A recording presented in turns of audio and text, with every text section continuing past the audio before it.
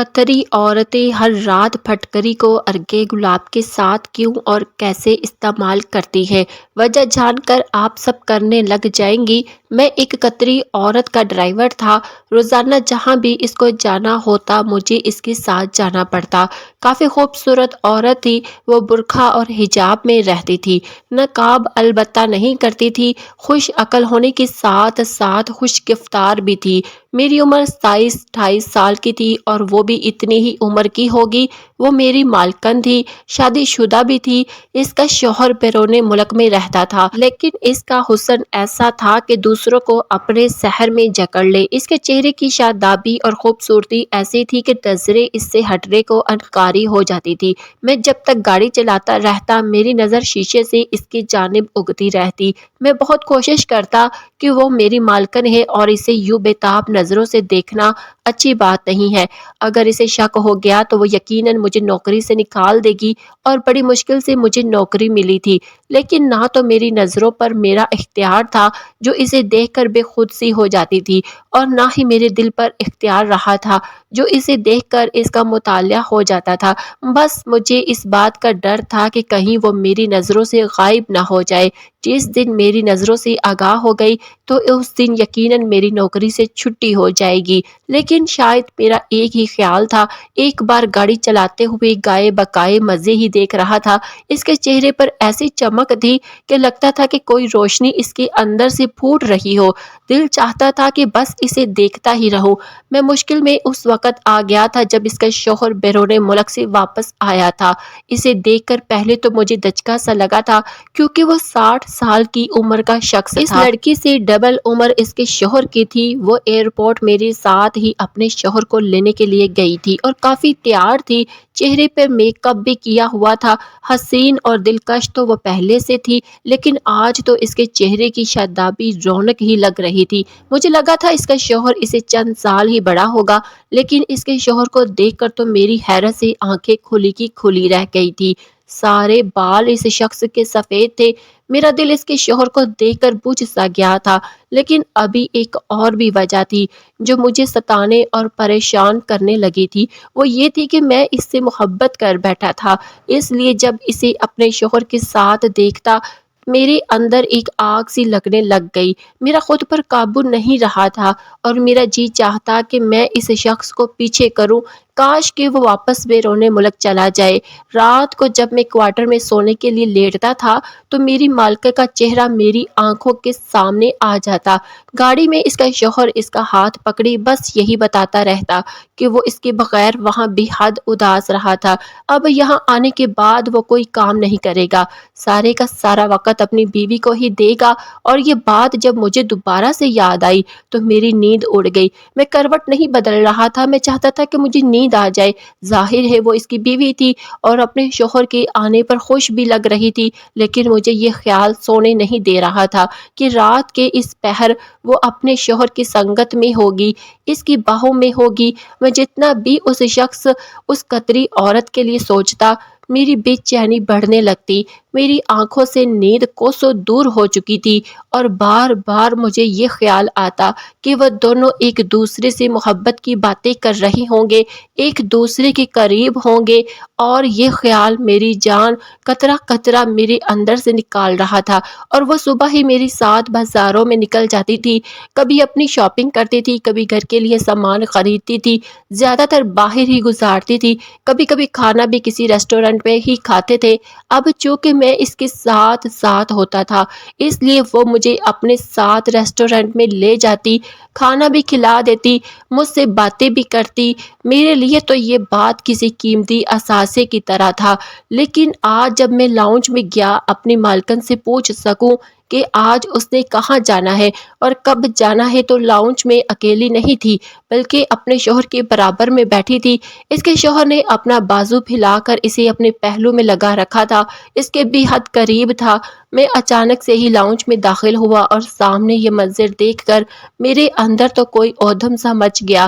میں نے اپنا گلا کھنگار کر موجودگی کا احساس بھی دے رہا تھا، لیکن اس کا شوہر بڑا ہی بے شرم قسم کا تھا، ذرا بھی ٹس سے مس نہ ہوا۔ البتہ مجھے دیکھ کر وہ تھوڑا جھجکی تھی، ذرا سی اپنے شوہر کے پہلو سے پیچھے ہٹنے لگی، لیکن اس نے پھر سے اسے اپنے ساتھ لگا لیا تھا۔ کہنے لگا دور مت رہو، میں بس چند روز کے لیے آیا ہوں۔ تو کہنے لگی ملازمین کا تو خیال کر لے۔ وہ کہنے لگا ارے چھوڑو یار، اتنے لوگ ہیں، ان سے کیا شرمانا، کہ مجھے دیکھنے لگا اور کہنے لگا بولو کیا کام ہے۔ میں نے کہا جی وہ بیگم صاحبہ نے اگر کہیں جانا ہے تو میں گاڑی سٹارٹ کروں۔ جواب اس کے شوہر نے دیا تھا۔ کہنے لگا آج یہ کہیں نہیں جائے گی، بس میری ساتھ ہی وقت گزارے گی، اس لیے تم چھٹی کر جاؤ تو تم کہیں جا سکتے ہو، اور اگر نہیں تو اپنے کوارٹر میں بیٹھ جاؤ۔ یہ کہہ کر اس نے اپنا چہرہ اس قطری عورت کے چہرے کے بالکل قریب کیا تھا۔ کہنے لگا تمہارے حسن نے تو مجھے ایک پل بھی وہاں چین سے نہیں رہنے دیا، تمہارا یہ حسین چہرہ میری آنکھوں سے اوجھل ہی نہیں ہوتا۔ میری مجبوری نہ ہوتی تو میں کبھی بھی بیرون ملک نہیں جاتا۔ اس کے جملے اور اس کی بے باک انداز دیکھ کر تو میرے سینے میں سانپ لوٹنے لگے تھے۔ عورت حسن کی پیکر تھی، لیکن میں نے محسوس کیا کہ اپنے شوہر کی بات پر وہ شرمانے کی بجائے گھبرائی تھی۔ پتہ نہیں کیوں میرے دل میں یہ خیال آنے لگا، شاید یہ شادی مجبوری اور زبردستی کی ہے، کیونکہ وہ اپنے شوہر سے کترا رہی تھی۔ جب اس کے چہرے پہ اپنا ہاتھ پھیرتا تو وہ ہاتھ پیچھے کر دیتی۔ میں واپس اپنے کوارٹر میں آ گیا، لیکن پھر وہی بے چینی بے تابی مجھے تکلیف دینے لگی تھی۔ آنکھیں بند کرتا تو مجھے اپنی مالکن مالک کے پہلو میں نظر آتی اور میرا دل زور زور سے دھڑکنے لگتا۔ میں جھٹ سے آنکھیں کھول لیتا۔ ایسا منظر تو میں تصور بھی نہیں کرتا تھا۔ پتہ نہیں کیوں مجھے ایک شادی شدہ عورت سے محبت ہو گئی تھی، کیوں میں اس کے حسن کا اسیر ہو گیا تھا، کیوں میرا دل اس کا طلبگار ہونے لگا تھا، مجھے اپنا آپ بے بس لگنے لگا تھا۔ اچانک کوارٹر کا دروازہ کھٹکا۔ اس سے پہلے کہ میں اٹھ کر بیٹھتا مالکن کمرے میں آئی تھی۔ میں فوراً اٹھ کر بیٹھ گیا۔ کہنے لگی ایسا کرو مجھے پھٹکری اور گلاب کا عرق لا دو۔ میں نے حیرت سے دیکھا تھا۔ میں نے کہا کہ پھٹکری گلاب کا عرق آپ کیا کریں گی؟ یہ سن کر اس نے نظریں چھپا لی اور اس کا چہرہ سرخ ہونے لگا۔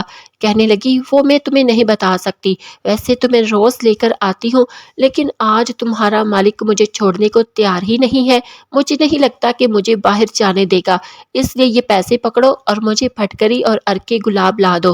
میں نے تو پیسے پکڑے، پوچھا کتنا، تو کہنے لگی کہ اس مال میں جانا جہاں میں گھر کا سامان لیتی ہوں، میرا نام لینا، پھٹکری گلاب کا عرق مانگو گے تو وہ تمہیں خود بخود دے دے گا۔ اسے معلوم ہے کہ میں روز کتنا لے کر جاتی ہوں۔ اسے کہنا کہ مالکن کا شوہر واپس آ گیا ہے، اس لیے مقدار ڈبل کر دے۔ یہ سن کر مجھے تھوڑا عجیب سا لگ رہا تھا۔ پھٹکری اور گلاب کا عرق مالکن کیا کرتی تھی، اور اس بات سے کیا تعلق تھا کہ مالک آ گیا ہے تو مقدار ڈبل کر دی جائے۔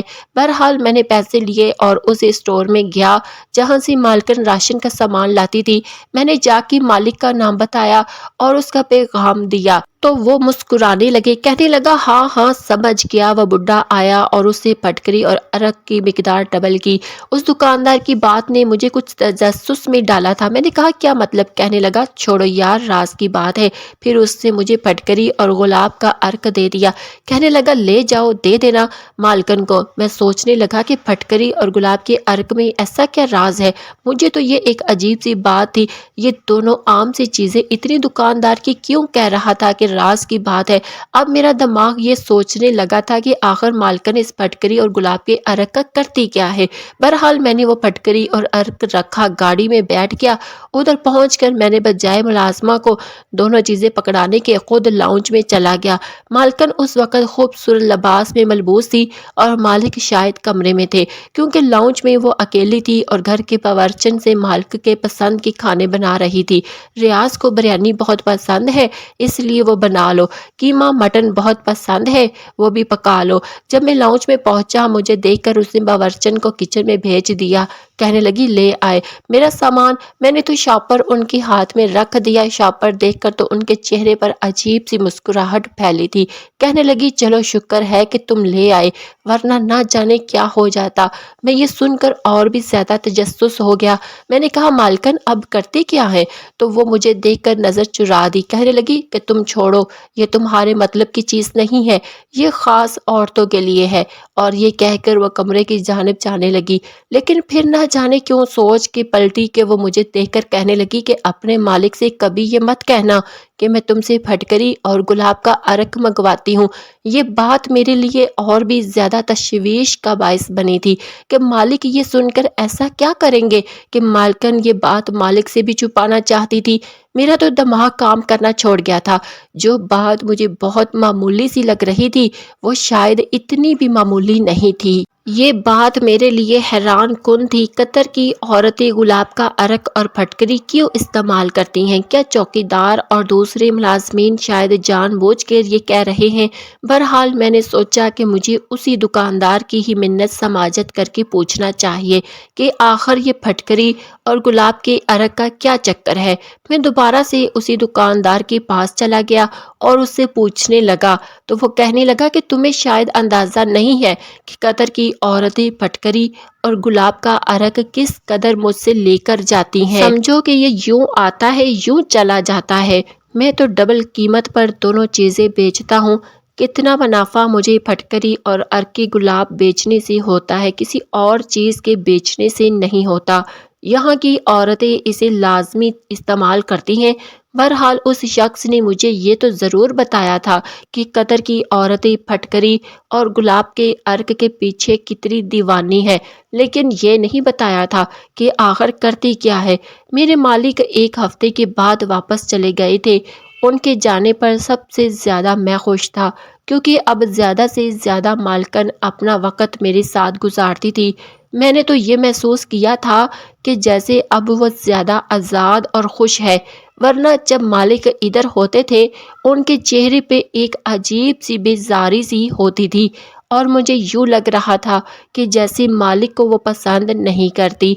एक बार शॉपिंग के बाद जब वो मुझे कैफ़े में मिली, मुझसे पूछने लगी कि तुम बर्गर वगैरह खाओगे, क्योंकि वो एक फास्ट फूड का कैफ़े था।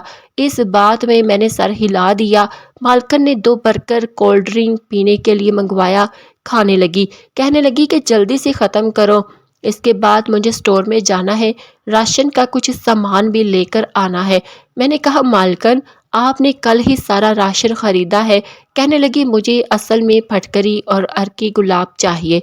मैं हैरान था कि मेरी मालकन रोजाना इतना अर्की गुलाब और फटकरी आखिर करती क्या है।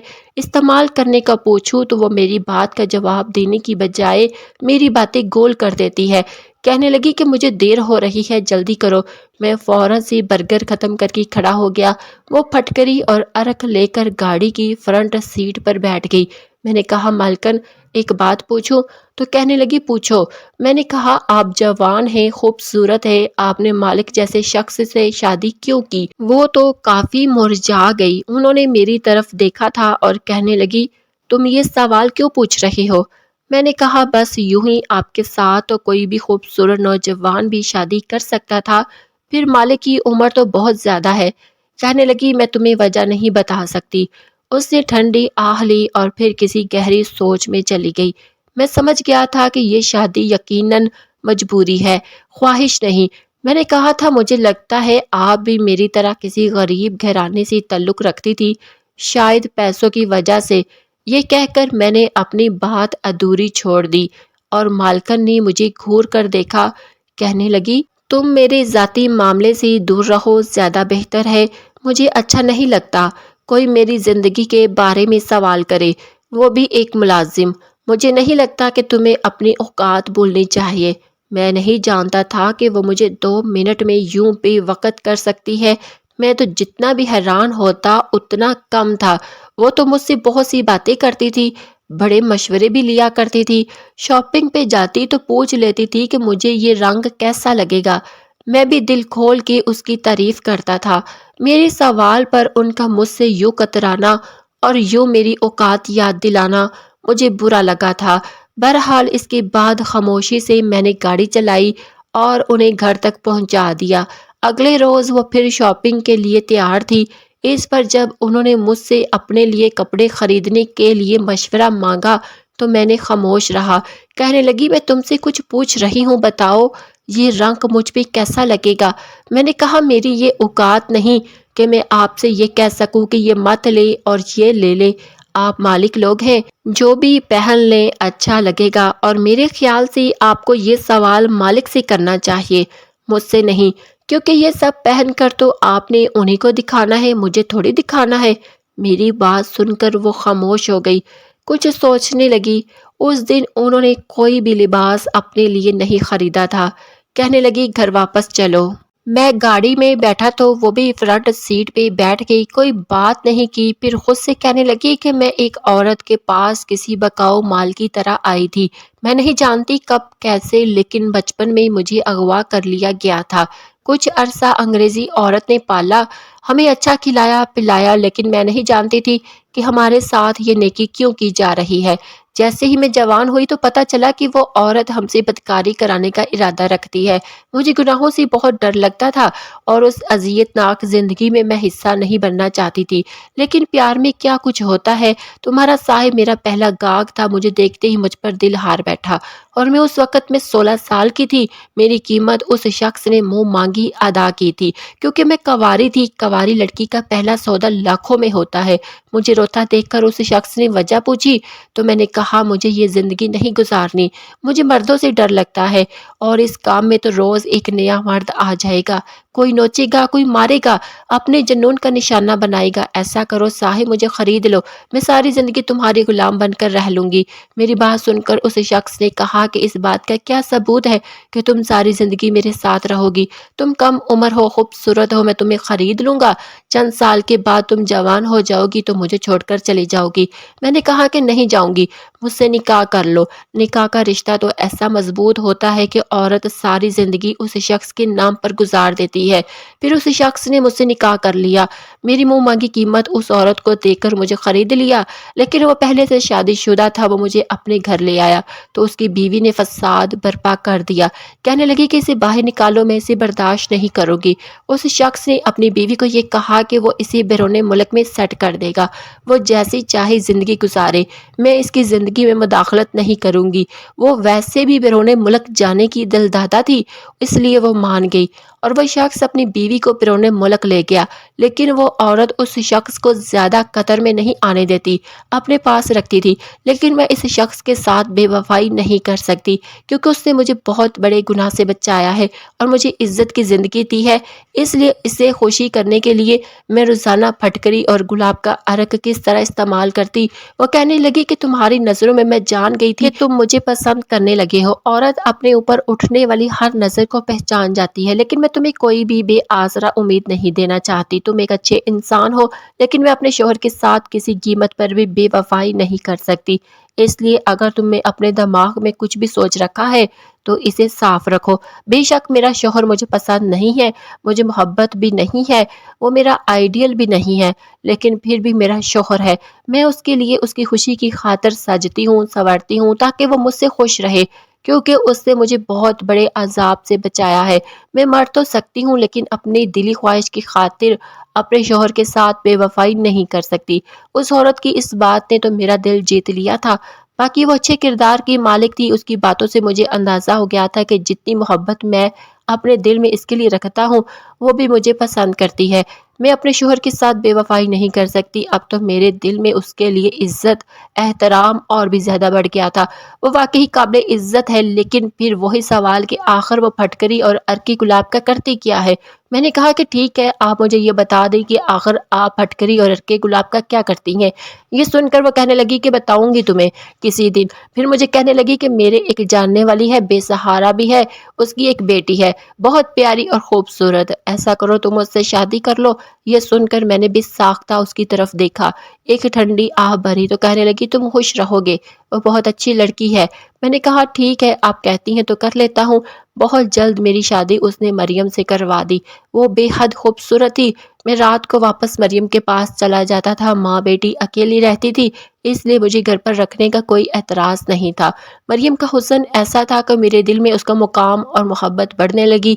میں حیران ہوں، اس وقت ہوا جب اس نے مجھ سے پھٹکری اور ارکی گلاب مانگا تھا۔ میں نے حیرت سے اسے دیکھا۔ میں نے کہا وہ تم کیا کرو گی؟ کہنے لگی ہماری قطر کی عورتیں حسن میں اپنی مثال اس لیے تو رکھتی ہیں، ہم لوگ پھٹکری کو پیس کر اس میں گلاب کا عرق ملا کر اپنے چہرے پر لگاتی ہیں تو داغ دھبے دانے ہمارے چہرے پہ کبھی نہیں آتے، چہرہ بالکل صاف شفاف رہتا ہے، چمکتا ہے۔ یہ سن کر میں اپنا سر پکڑ کر بیٹھ گیا۔ میں نے سوچا تھا کہ پتہ نہیں قطر کی عورتیں ارکی گلاب اور پھٹکری سے کیا کرتی ہیں، لیکن یہ تو ایک معمولی سی بات تھی۔ میری سمجھ میں نہیں آتا کہ وہ یہ راز کتنا چھپاتی کیوں تھی۔ میں نے اپنی بیوی سے پوچھا تو کہنے لگی عورت کبھی بھی اپنے حسن کا راز کسی کو نہیں بتاتی۔ بہرحال میں آج بھی اپنی مالکن کی بہت عزت کرتا ہوں اور دل سے کرتا ہوں، کیونکہ وہ ایک با وفا بیوی ہے۔ ناظرین، آپ کو یہ سٹوری کیسی لگی کمنٹ میں ضرور بتائیے گا۔ ویڈیو کو لائک کیجیے گا، چینل کو بھی ضرور سبسکرائب کیجیے گا۔ اللہ حافظ۔